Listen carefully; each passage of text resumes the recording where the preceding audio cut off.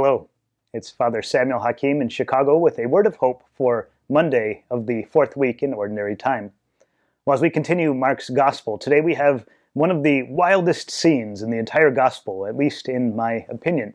We hear that Jesus and his disciples have crossed the sea to the other side, into foreign territory, if you will. And there they come across a possessed man. Not just possessed, however, possessed by legion, possessed by many demons. Jesus casts the demons out. They enter a herd of swine, and the swine rush down the bank, essentially killing themselves by drowning themselves after jumping off a cliff.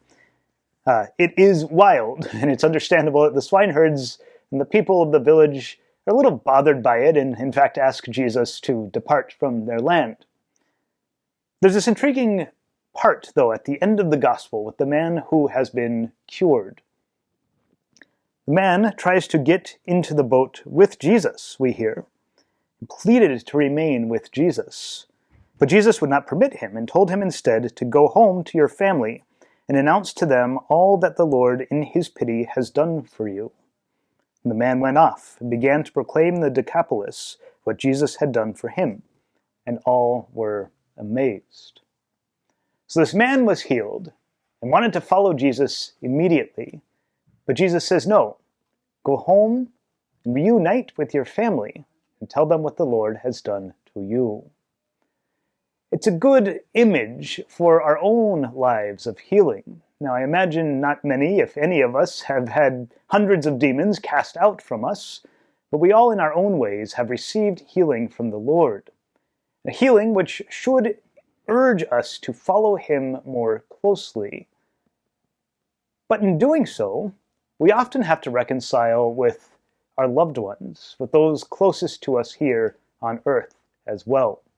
That full reconciliation, the grace of confession that we receive through the sacrament of penance, should lead us to deeper relationship with those whom we have offended. That restoring those relationships is important, and not just our closeness with God or our righteousness before him in confessing our sins. In fact, the grace of confession gives us the opportunity, the possibility, the capacity to go and reconcile with our loved ones, with those whom we might have offended.